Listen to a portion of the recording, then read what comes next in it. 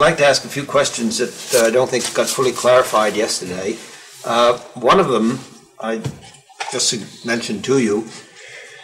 What was it that Multics represented that was not incorporated in CTSS? You mentioned in our conversation before that McCarthy might have been satisfied with a souped-up CTSS. Now, what did you mean by that? What was it that you did in Multics that wasn't a souped-up CTSS? Okay. Well, let me elaborate a moment on what McCarthy said by a souped-up CTSS. John was pretty strongly fixated on getting a large amount of memory and keeping a fairly efficient use of processors. I think his key objectives in his own mind were to run Lisp programs effectively. And Lisp programs, because they made random access use of the memory, required a large amount of memory. Mm-hmm. And I think by his natural inclination was fanciness was probably a mistake. There's some value to that point of view. But now coming back to what we did with Multics, basically CTSS was a cut and paste job where we had taken an older batch operating system and changed some of the pieces and modified it and patched in as best we could the functions that were needed to begin to run a time-sharing system. It was meant to be a demonstration system to demonstrate feasibility and utility of the ideas, but we didn't think it was a system that would grow very easily and be amenable to changes and fixes and things of that sort. Access control was relatively crude, as I mentioned yesterday. You could give access to members. You could control access within a group, or you either in a group or outside, and you had public access, as I recall. Well, pretty limited. I think in the second file system we did a kind of a prototype of what we were going to do in Multics, but that came a couple of years later. But it was very tough to work on the supervisor. It was initially 5,000 words of hand code, of machine language code. And that pretty rapidly grew up to being 32,000 in the second bank of CTSS. But it was awkward to work on, to add ideas, and you were constantly fighting for space. So the key objectives we went into, when we went into the Multics design, I'd say that there were a string of objectives which we were trying to satisfy in parallel. One of them was some notion of engineering modularity, so one could grow the system. We were thinking of the utility. So we were looking for memory modularity, being able to add memory boxes. We were looking for processor modularity, being able to add processors. We were thinking of the problems of trying... Fredkin told McCarthy that he wasn't getting here to 12, so McCarthy assumed we're not starting till 12. And he's on his way. Both of them are going to be here. Okay. Fredkin's picking him up. All right. Typical. It is. It is a conspiracy. It's a conspiracy. So maybe okay. we have to. We were actually in the middle of something important and interesting. Now sit down, but let's go ahead. I'm sorry for the interruption. Yes. Let's see where I was. So we had multiple processors, and we had multiple memories, and we were, in the back of our minds, we're trying to worry about how you would maintain continuous operation in the same sense as a electric company or telephone system, because most systems, there's normally a period of kind of refreshment, backing up storage and things like that, where you would shut down a system for a few hours. But that seemed looming large to us at the time. We also were fighting a few battles that looked ludicrous in hindsight, but one of them was trying to get manufacturers to accept lowercase letters as part of the alphabet of computers. That seems ridiculous now, but it wasn't then. But Apple never did. Well, we were dominated by the, that's a different reason. We were dominated by the key punch psychology that IBM had imposed. And And so most devices up till then didn't have lowercase. And yet we felt that was important if people were going to deal with these as human interfaces with creating documents, letters, memos, and the like. It was important that they have those that interface. So that was a battle along the way. We were also conscious of the need for memory management. As you got more and more programs into memory and the competition for resources was going to grow, you had to have some way for the supervisor to manage memory. And in effect, we gravitated towards the two solutions. Pages for the supervisor's management of memory, and the Atlas example was important, which gave one a graceful way of managing surges in demand. And segmentation, which was Jack Dennis's contribution, as a way for the user to manage memory. Because a user to have a gigantic address space was no help at all unless he had some way of dealing with it. So segmentation, in effect, was the notion of creating nameable regions of one's program's address space, which the user was conscious of and could keep track of, namely the segments, and which he could run them together. He could not have to lash them together in any kind of binding process. The system would automatically find things if you referred to them by name. It was also called a two-dimensional addressing, well, in the sense that you had a name, and then within that name you have a position. Yeah. Interestingly enough, the idea was not well understood. In fact, it has not permeated the computer industry completely. Yet, yeah. May never. It was badly misunderstood by the IBM implementation team, at least some of the IBM implementation team. They thought of it as a second level of paging, and therefore it was only a matter of making the operating system more efficient. They never perceived the user's problems of managing his large engineered program complex. Did you make any modifications in the software that was used? Are you talking about assembly language programming or high level? We had, well, let me back up and answer that in a broader way. There was one key facet of the code of the first CTSS and Multics that was very widely misunderstood. One was, people thought when Project Mac kind of made its big summer study that time sharing had suddenly happened in a few months. And they were startled to see how drastic a change in the style of computation could occur, and they very, very badly underestimated the amount of effort required to get things going.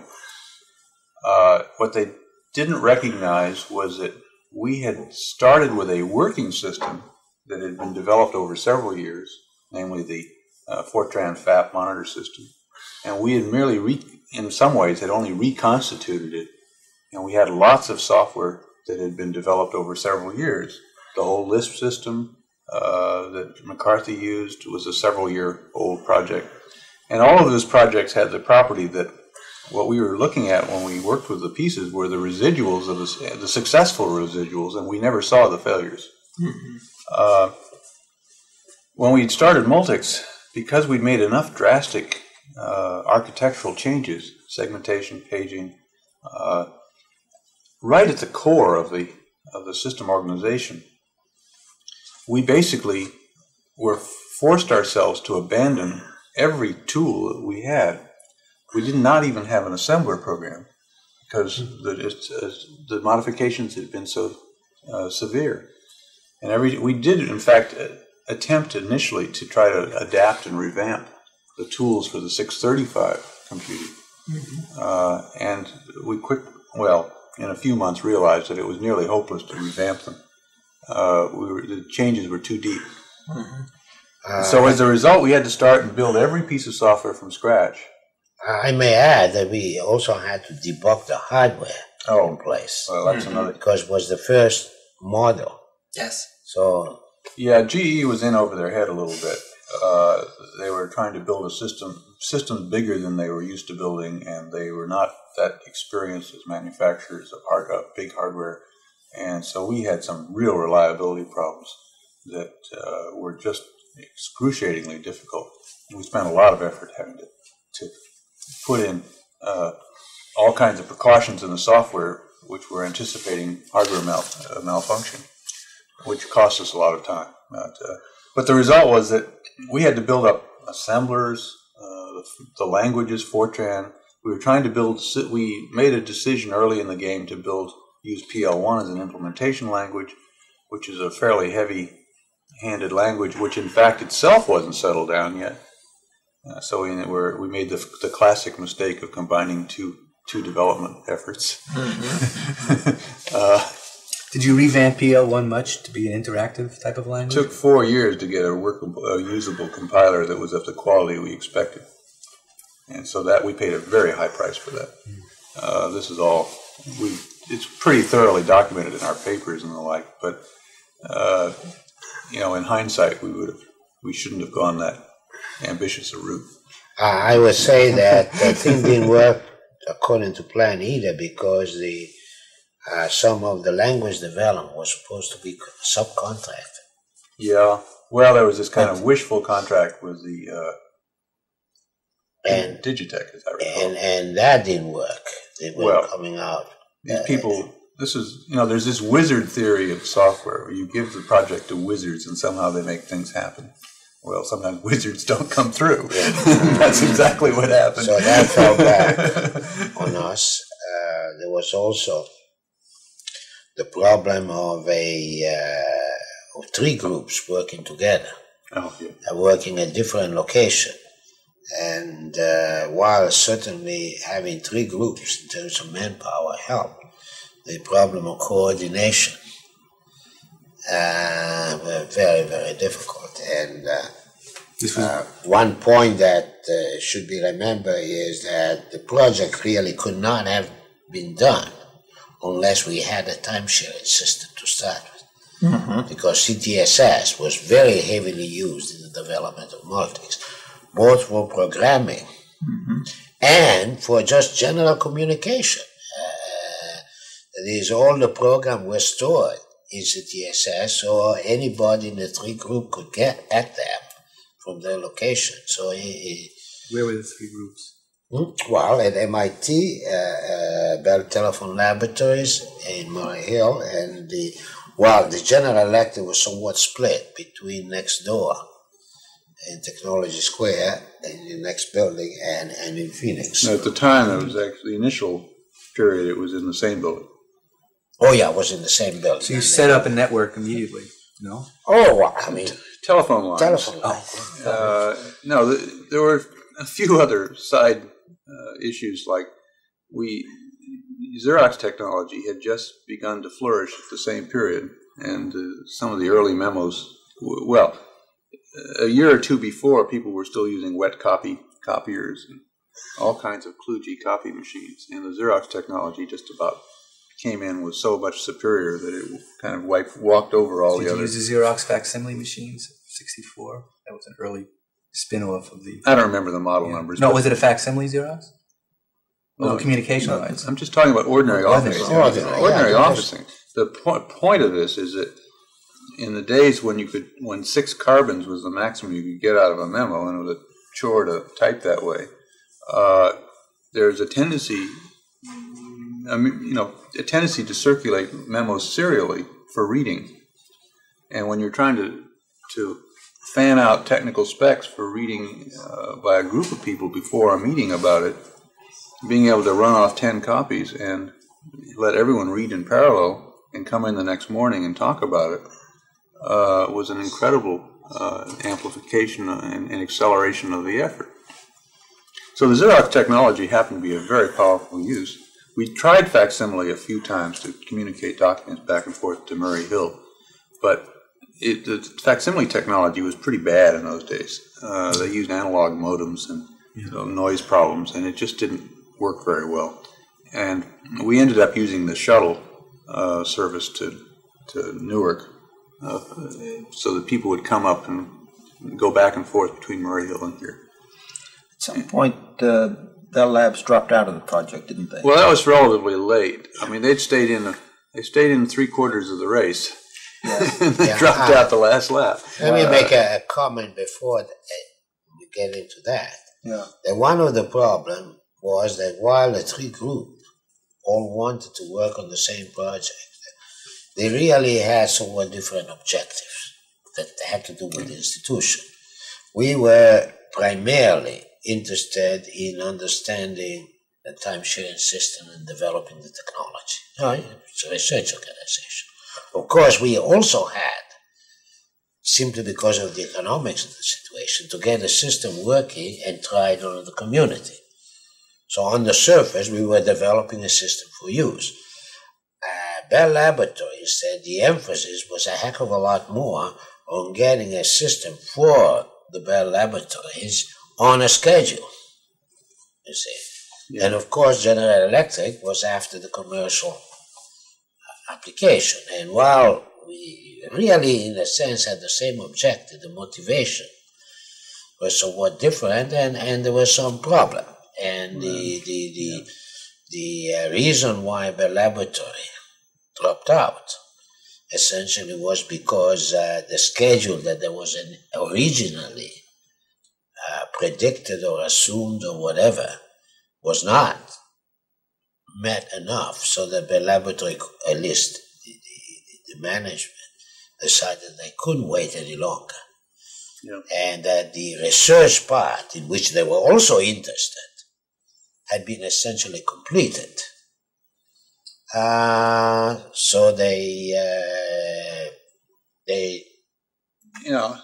essentially parted from the group, and in fact, what they had learned showed up in the Unix system. Yeah, the Unix system was totally dependent. The key people on it, Ken Thompson, sure, Dennis Ritchie, had worked on Multics, and they used that. Basically, it was used that as their prototype. Multics was their prototype, in effect, and they used the same design philosophy and streamlined it a lot. But they didn't deviate if they didn't see any reason to bother. Yeah. And as a result, Unix is, in effect, a second-generation Multics. Were you involved in that effort at all? No. Did you know they were doing it? We knew they were doing it. Sure. They started very modestly. They didn't promise anybody anything. And they had the advantage that when you're in that mode, you can build it one brick at a time, and if you think a brick doesn't fit, you can take it out again. You don't have to promise and pre-commit, and they gradually built something that was just more and more recognized as more and more useful, and it's still growing today.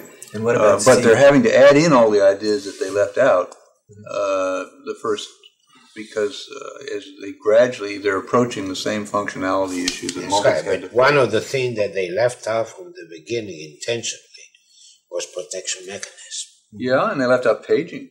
And then that, of course, simplifies a lot of problems. Sure. Now, on the other hand, from our point of view, since we were really thinking in terms of a utility, the protection mechanism was essential. But let me make another comment, because it seems to me that that whole era of the 60s, there was a phenomenon going on which we were embedded in, we were the part of, namely that people hadn't recognized that software was important yet. Mm-hmm. And when you think back on it, software was viewed by almost everybody, including computer professionals, as kind of a cosmetic add-on that made the hardware useful. But the hardware was the thing, and you worried about the performance of the hardware. And as a result, you saw episode after episode in that period where companies came up with failures on their hands because they'd underestimated the software issues. The biggest one, of course, was the 360 itself. Mm-hmm. IBM brought that hardware out and then nearly fell flat on its face trying to get the software sorted out enough to make the hardware work. And then we had trouble with Multics. Took us quite a bit longer than we expected, at least twice. IBM, when they tried to rush the TSS 67 on the Model 67, had similar problems. They held their schedule, but what they delivered was so bad that their customers practically rebelled. and they put an immense amount of effort trying to salvage the system. They eventually decommitted it, which for IBM was in effect an admission of failure, where they claimed it was no longer a product they would sell, unless they would support in the normal sense. And interestingly enough, a lot of people in IBM thought of it, considered the 67 program a success because they had managed to make money putting all the equipment out. but from a management point of view, it seems to me, as an observer, that it was a failure because they were out of control. They couldn't deliver the system they said they'd deliver when they weren't expected to. We were out of control. We knew that. But we thought we were doing a kind of a research project, and we didn't think we had to deliver to customers. But there was this whole naivete about software, which at the beginning of the decade, people didn't recognize operating systems were difficult. By the end of the decade, perhaps people had gotten overly fearful of operating systems, and in part, it perhaps accelerated the urge of people to go to personal machines where they could kind of get away from the big operating systems and not have to fight the problems that came with them. We're getting them again now. That was just beginning then. That's the same thing. Look, one point, Corby, that in the discussion you left out, the importance of the whole segmentation idea to the use of pure procedures. That is, if you want users to share the same actual code storage in the main memory, as is often the case when you have programs that are used by many people simultaneously, then you effectively have to go to segmentation. Otherwise, you run into all sorts of technical problem of memory allocation. And I still believe that was a very important idea, and it will be very important because it's a natural modularity. Yes. How did you get interested in electronics? How did you then get interested in computers, in time sharing? Okay. Go ahead. Okay, you want me to do that now? Sure, while the others are getting ready. Well, I was always interested in science, and when I was in high school, a small group of fellow students built a small digital computer out of relays. What year was that? That was they built it in 1950, I would say. 50, yeah, about 1950. And I sort of watched them. I wasn't involved myself, but I talked to them and helped them design some of the circuits and so on. But they actually built it and made it work and had a teletype tape reader connected to it. And then I went to college. My field was physics, but I left and joined the Air Force and became a pilot. And where I was stationed, they were much involved with computers. And I eventually got brought in as part of the Air Force team to work on the SAGE system, and was assigned to Lincoln Laboratory. And there I really learned, it was sort of a fortunate thing. I learned a lot about how all the parts of the SAGE system work, all the hardware and the software, and got into computers that way. And then after I got out of the Air Force, I had in mind starting a little computer company, and I arranged to buy a computer and made up a list of clients, and the first one I visited was a company called Bolt, Brannick & Newman. Yes. And the person I talked to, who's not Professor Licklider here, talked me out of forming this company and said, why don't you and your computer come to BBN and you can teach us about computers and do various things and so on. So that's how I came to BBN. What was it you bought when you... That was an LG P30. And I actually hadn't quite been delivered. I had ordered it on I didn't have any money, and I ordered it on the basis I was sure I would get enough business to pay for it after I got it. But it took a while for it to be delivered. So they got the LG P30, and I taught, programming courses, and we used it for several things, including a teaching machine system, which was then a fairly new idea. And when Digital Equipment Corporation got formed, and we saw the first PDP-1, we knew that was a good thing. Yes. And Bolt, Brannick & Newman ended up first getting the prototype and then getting the first production machine that Digital Equipment Corporation made. Yep. And I was involved pretty heavily in that whole project, both in designing parts of what became the PDP-1 and in doing a lot of the first software. I wrote the first assembler and the first, designed the first compiler and things like that for that machine. Yes. And that was a pretty exciting time. Marv Minsky and John McCarthy both came to BBN as consultants, and Roland Silver was there, and Licklider, and see other people, Shelley Boylan, and others who formed the nucleus of a group that did the time-sharing project at BBN. There's some very interesting anecdotes that had to do with that time. One is that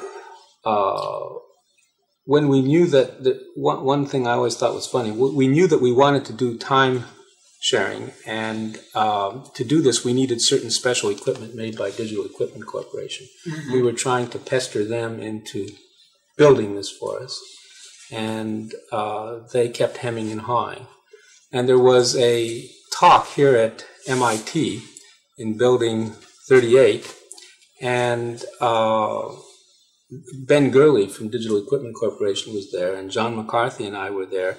And by then, Jack Dennis wanted to do the same kind of time sharing, needed the same equipment, a specialized drum. And so John and I cornered Ben Gurley and said, why don't you give us an offer what you'll charge for this drum? And he says, well, why don't you tell me that you'll order it?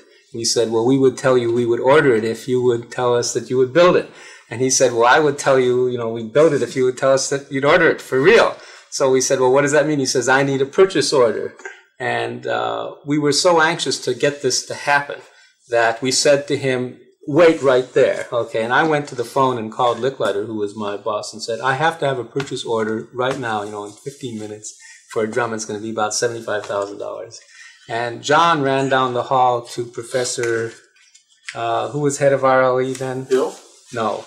Zimmerman. No. RLE. RLE? Yes. I'll think of it in a second. Well, if he was not Zimmerman, it was Wisner. No. Before. I'll think of his name in a second.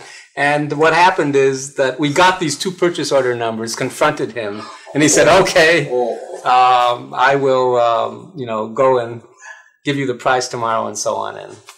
And that led to that project actually happening. Well, I think we're right into the subject. Why don't reconvene? You'll think of his name in a second. He was head. He for was years not and head. years. He was the Lou, business manager. What is it, Lou? Professor.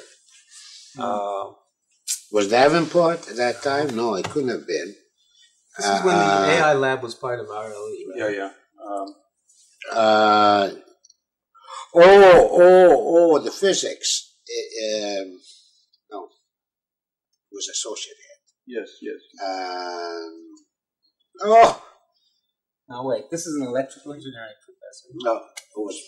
Yes. So when you think of his name, it'll be. No, it was not. It's one I'm thinking of.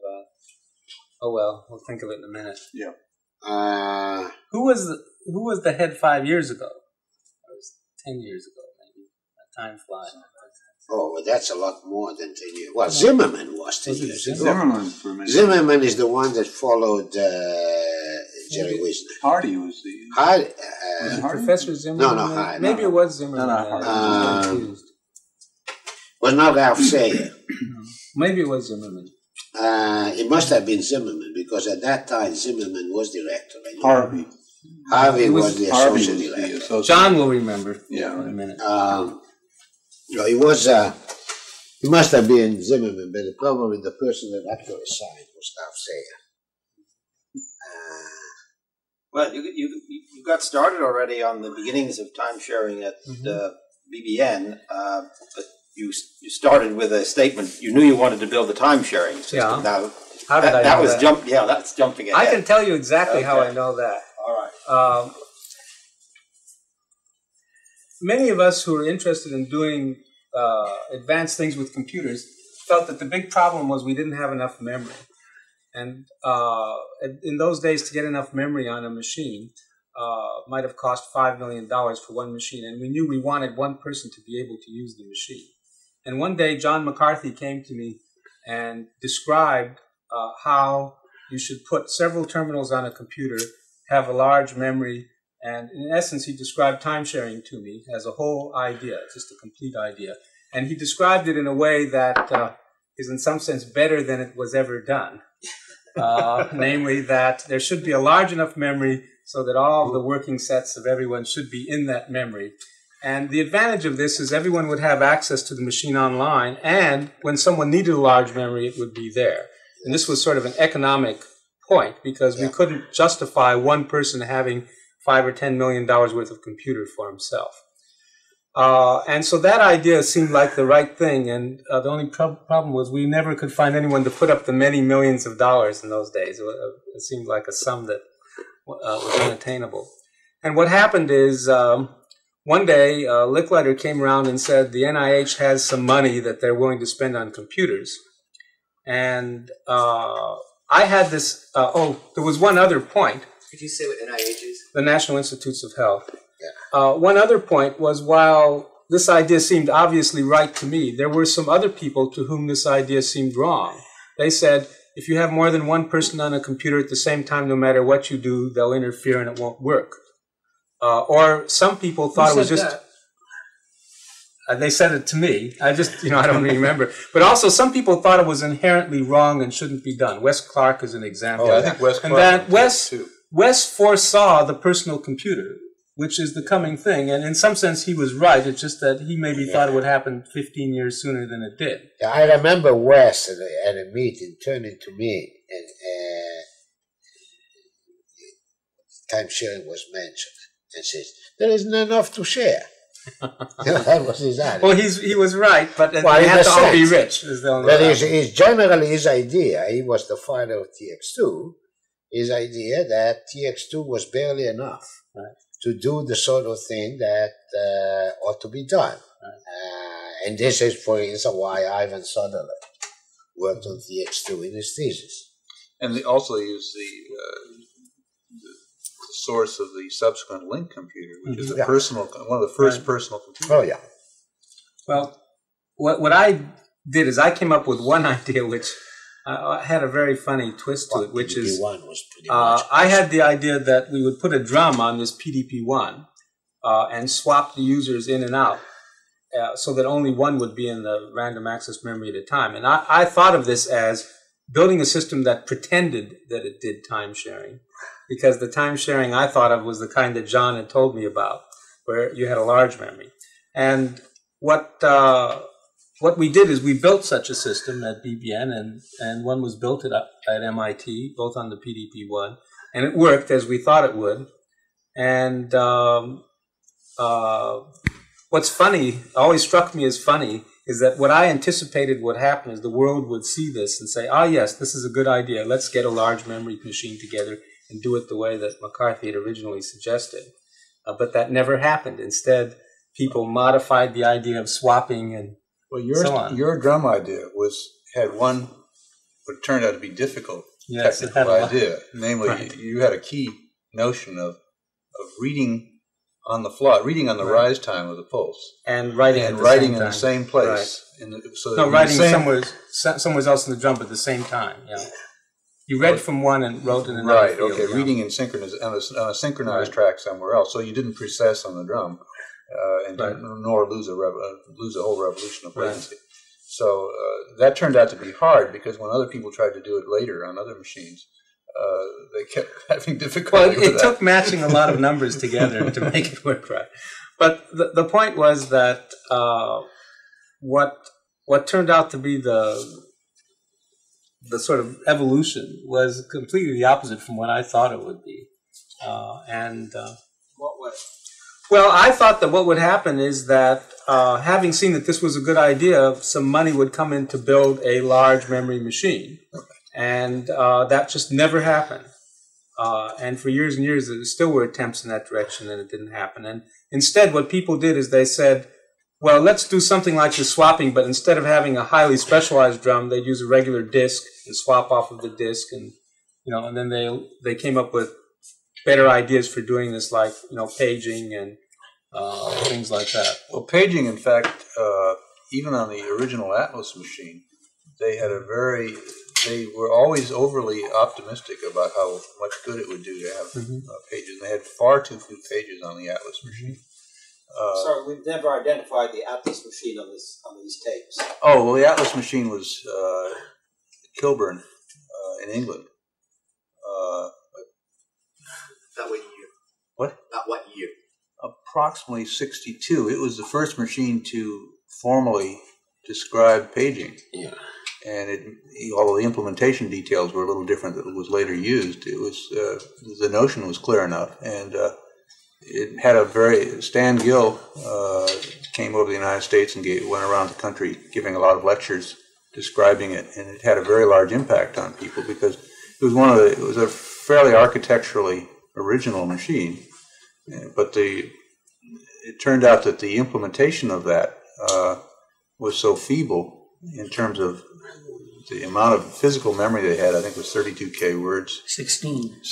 Oh, it was pathetic. They didn't have any discs or drums, and so they were using everything with tapes. They put an inordinate amount of effort into trying to run storage in and out of tape drives, and they were also late. Incidentally, one of the problem, Ed is right, but one of the problem in going to a large memory is that large memory just plain didn't exist. And the machine were not capable of addressing large memories, so you had to do an awful lot of complication to achieve that. For instance, I remember when we were looking for new hardware in Project Mac, one of the contenders was DEC, but DEC was strictly limited in terms of memory addressing. That was one of the problems. And we wanted to leave the door open. In fact, the first large memory that came in was that, what was Fabritech memory, 500,000 words. That went on words. Quarter, no, it was more. It was 250,000 words. No, but the one that was, PDP-6. PDP-6. The PDP-6, I think that was 500,000. No, because it was 250,000 and it had an 18-bit address, and it just, I remember that very clearly. Okay, well, but it just did not exist, and then they were horribly expensive. And while people in the computer field, or at least some people, thought that manufacturers were making an inordinate amount of money on memories, the fact is that they were kept very expensive. Well, the key problem is the one you allude to, though, is that the order codes of those machines didn't allow you to address large amounts of memory. They thought they'd gotten out of it on the 360 with the 32-bit base registers, but they blew it by letting the programmers use the upper 8 bits for other things, and so they and the 24 bits referred to bytes rather than words. So although it was better than the PDP-6, it was still limiting, and they've subsequently had to pay the price of getting out of that jam.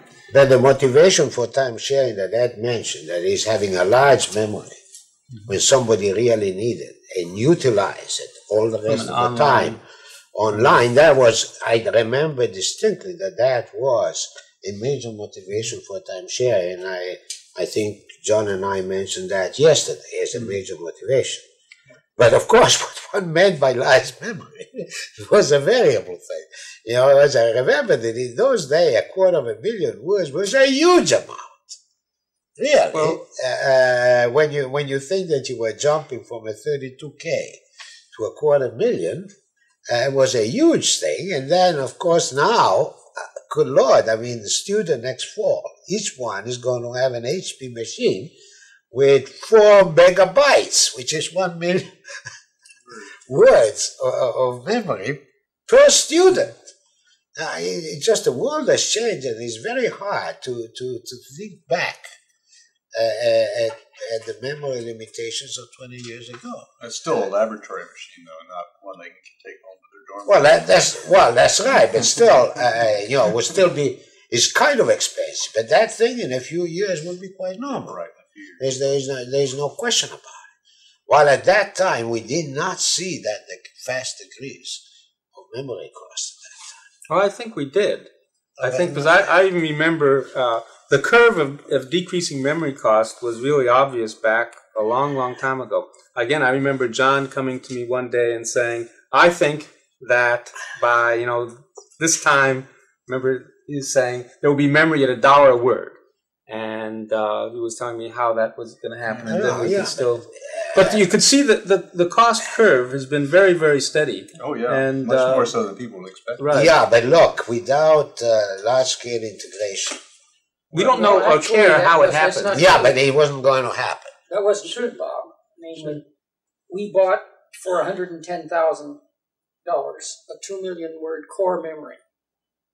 The box, including the addressing? Yeah, sure. And that was in 1975. Oh, wow. So the... But the 75 you already no, had. it was a core memory. It wasn't an integrated circuit memory. Yeah, but people So are going the crazy. price of that same technology continued to go down. It wasn't merely the development of a Yeah, but technology. in 75 you will not have, you still had a core memory, but the circuitry for addressing already used integrated circuits. And the technology of fabrication of core memories was Well, some of us from Well, way back anyway. then had the we faith were that very this- surprised. You see, that was the sort of last gasp of core memory. Beyond, Yeah, right. Yeah, but at that point, Ampex had this core memory, and we had 110,000. And they said, I don't know how much money you got. 110,000. Yeah, right. All right. so, Say okay. they were dumping their memories. Yeah. I'd like to make another remark, which is that not only didn't paging pay off in terms of memory saving at 16,000 words, it didn't pay off at 128,000, 256,000, and so forth. This is Because our at running least, fight. Okay. at least on the PDP-10 or the DEC 20, because people have been regularly improving the performance of their TOPS 20 systems by going from 500,000 to 1 million to 2 million words. And people have been making ever larger programs. No, but you see, this is a large part of it used in a mode where no one program is larger than 256K. But people managed to have multiple forks and all kinds of things in the TOPS 20 environment. Well, but even in the LOTS environment, student use, where none of the jobs are very large, it has still turned out to be. It still turned out to improve the performance. Yeah, I'm sure, but look, The answer is that large memory is good, and more large memory is better, and now it's cheap, and so this all becomes academic because it's just the direction we're going in. Well, all right, John, but you see, paging allows you to do it gracefully. It didn't give you something for nothing. I have a theory about paging, is that you should make a paging system work with a small memory, then add enough memory till it stops paging, except once in a long while, and then you've got it right. No, you're absolutely right. You're right. Absolutely right. You don't want to page a lot. On the other hand, you want the opportunity. But you want it to have worked well with the That's small the memory, size. just in case. Yeah.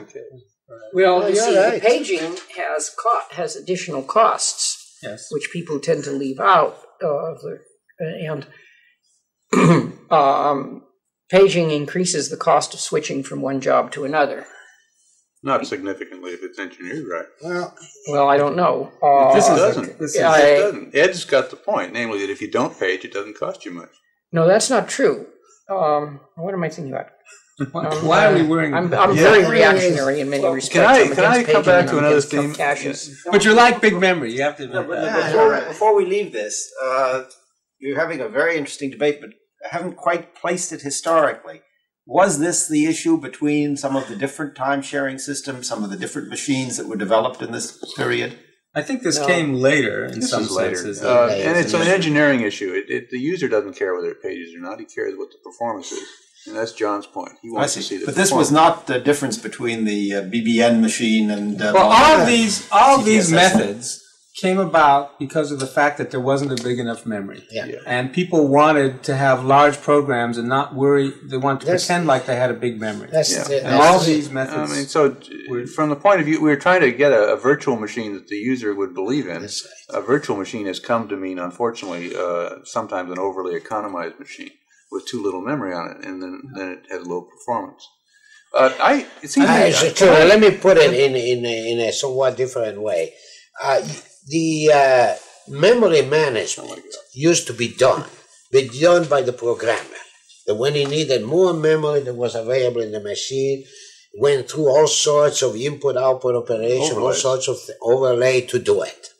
Now, the idea of paging was to build it into the system so that the programmer didn't have to worry and it would happen automatically. So you could assume that he had a very large memory, whether in fact he had it or not. Of course, you pay some price for it. Well, and in fact, it allowed some people to become sloppy, and that's in fact one of the problems. And one of the problems, right? So it is that sort of engineering compromise that you make.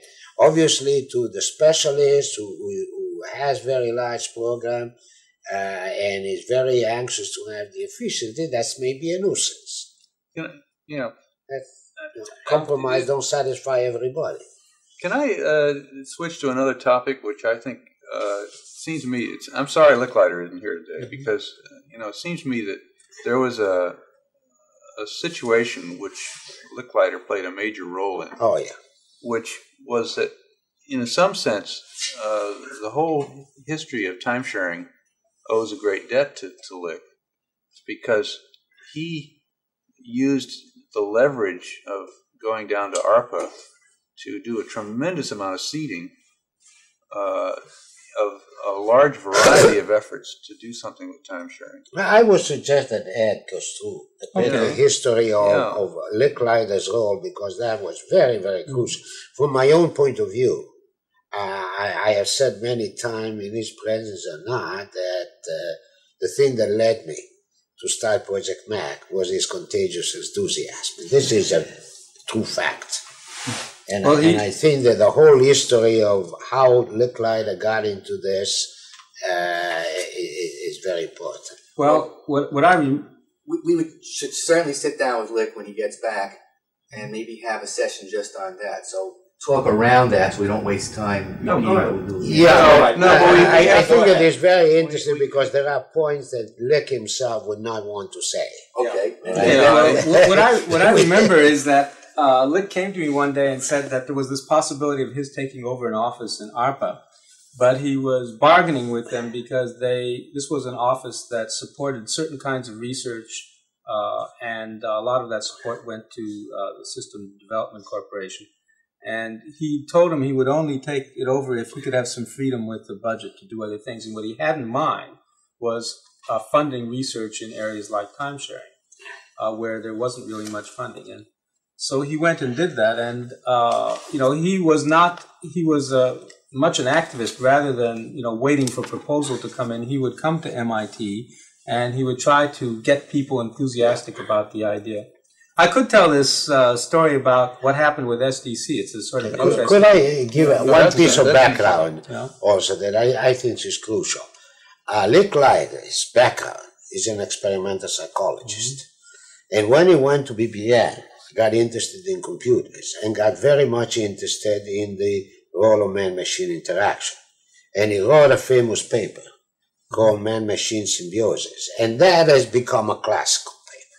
Had a tremendous effect on the field of pointing out the great advantage of using a computer in a strongly interactive mode. Of course, he got sold on it, and this is part of the reason why he accepted this ARPA job. Yeah. So I think this is one story which I always think is interesting. Licklider asked if I would go with him to visit the System Development Corporation to talk about timesharing. I sort of came along as a technical person. And we went down there, we met with various senior people, and they had a kind of lavish dinner party in someone's home, which I remember. But after it was all over, the most senior person there, wanted to have lunch with just Licklider and me. And we had lunch together in one of these West Coast... Bennington? Yes, I wasn't going to mention his name, but okay. Yes. So what he happened to say was that they were really not convinced that timesharing was a good idea. And basically what he said was, we've decided we don't want to do this. We realize you want to do it. If you persist, we will have to, he basically said, we will have to arrange to have, your job ended. We have very important high contacts in the DOD. So basically go, quit, stop bothering about this idea. So then we went back And I got a phone call from Lick a few days later saying, look, I want to convince SDC to do time sharing after that, you know. And he said, actually, I'm not afraid of their contacts or anything like that. And why don't you figure out a way to convince them? So I thought about that for a while, and then I called up SDC and said, we'd like to have a conference there, invite computer people down and talk about this issue. So they agreed to that. So I got on the phone and I started calling people. Of course, I think, John, you came to that meeting, didn't you? I don't remember. Yeah. Well, and Marvin Minsky came. I was there. I think John was You came, and we had a very, very large group of, I would say something like half of the most important people in computer science in the United States came to this meeting. But what wasn't known was one small thing, which was I spoke to each person and I told them what we wanted to do, and I asked what was their attitude about time sharing. Some of them said to me, I think time sharing is a terrible idea. And then I said, well, that's, you know, thank you very much. And then if they said they thought it was a good idea and SDC should do it, I said, well, thank you. Would you like to come to this meeting? The meeting wasn't exactly an unbiased, but still, nevertheless, SDC was overwhelmed by the number of important people that came, and everyone had a uniform view that at this meeting that SDC should go whole hog into this enterprise. And it was funny, we were unanimous about everything except one person, Alan Perlis, didn't agree that protection was needed. And at the meeting he said, look, the users form a kind of society. When a user types something in that causes the system to crash, the pressure from his peers will be so great he'll soon learn not to do that, so you don't need any of this protection mechanism. And what was funny is since SDC latched onto that idea for a while, and we had to work hard to get rid of it. But at the end of this meeting, into Herb Bennington's office came myself and Marv Minsky for some reason, and I think Licklider. And I'll never forget what Bennington said. He said, well, okay, you've convinced us, we've changed our mind, we'll do this, but we're not going to do a big project or anything. He says, I'm not going to put more, and I think he said, than 70 people on it to start. You know, and this was more people than had worked on time sharing in the whole history of the world because they were a very big computer place. And so they got Jules Schwartz to take over that project, and it was part of the general set of things, including CTSS and the BBN and Jack Dennis's thing, that helped to make the ideas happen in the world. And it didn't lead directly to a system because it was done on specialized military equipment, but still the ideas got further developed, and it was a good thing. I may mention that in the summer study of Project Mac, both systems, CTSS and the SDS system, were available. SDC, I'm sorry. SDC system were available. And it was quite interesting that while the SDC system was in many respects more mature and more, there was one weakness that it had. It did not have a disk file for storage. And that essentially killed it from the point of view of the user. This is to reinforce my statement yesterday that the disk file was crucial. They had some big drums. But, you just couldn't store enough stuff, user material, to really make it worthwhile. That was a crucial thing. I think you had to give an hour or two's notice that you were going to be on later. And you would get your workspace, your files would be loaded for you. What year approximately when was this meeting that you just described? I think that must have been in like 1962. It was December 62 would be my recollection, more or less. It was December 62 when they started? No, when we had the meeting at SDC. In Santa Monica. But the time-sharing system was developed between December 62 and June 63? That's correct. That's right. They did a very fast job. Oh, boy, I didn't realize that. Jules Schwartz was a top flight project leader. He's a good man. And they took it seriously and just did a fairly first